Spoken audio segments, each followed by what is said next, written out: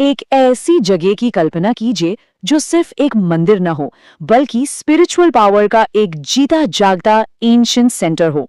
एक ऐसा धाम जिसके बारे में कहा जाता है कि वो सृष्टि की शुरुआत से भी पहले था और प्रलय के बाद भी रहेगा।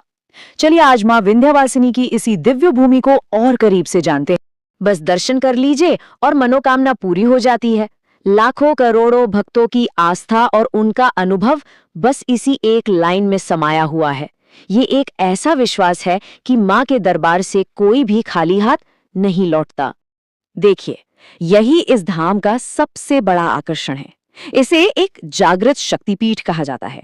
जागृत का मतलब एक ऐसी शक्ति जो यहाँ हर पल हर क्षण चैतन्य है, एक्टिव है, एक ऐसी पावर जो टाइम एंड स्पेस से परे है। तो सवाल ये उठता है कि आखिर विंध्याचल में ऐसा क्या खास है? ये भारत के दूसरे बड़े बड़े देवी मंदिरों से इतना अलग, इतना महत्वपूर्ण क्यों माना जाता है? देखिए, ये समझना बहुत जरूरी है। ज्यादातर शक्तिपीठों की कहानी देवी सती के शरीर के अंगों से जुड़ी है।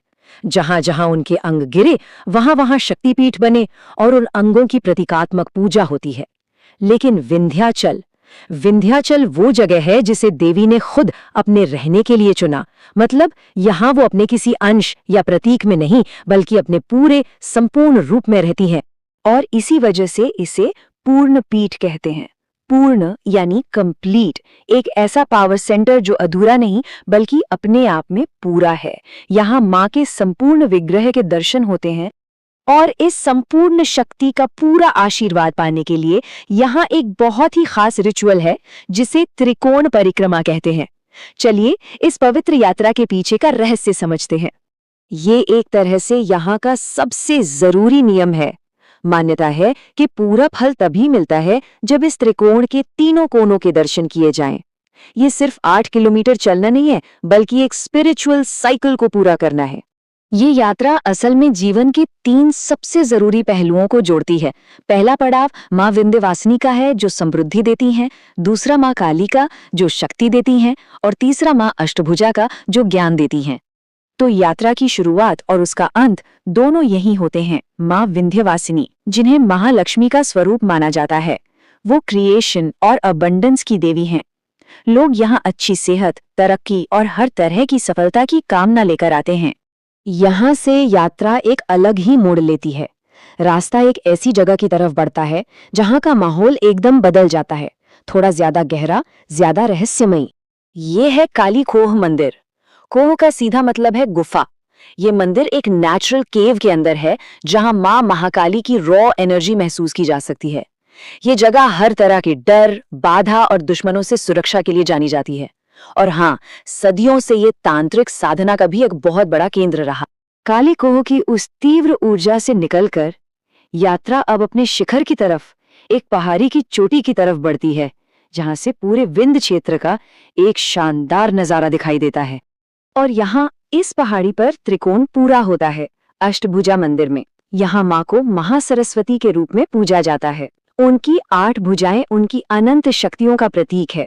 ये ज्ञान, बुद्धि और कला की देवी हैं। यहाँ आकर आध्यात्मिक खोज पूरी होती है। लेकिन ये त्रिकोण यात्रा सिर्फ एक पुरानी परंपरा नहीं है। इसकी शक्ति और इसका महत्व आज के इस दौर में शायद पहले से कहीं ज्यादा है। चलिए समझते हैं कि इस डिवाइन एनर्जी का आज के कॉस्मिक शिफ्ट्स यानी दुनिया में हो रहे बदलावों से क्या कनेक्शन है।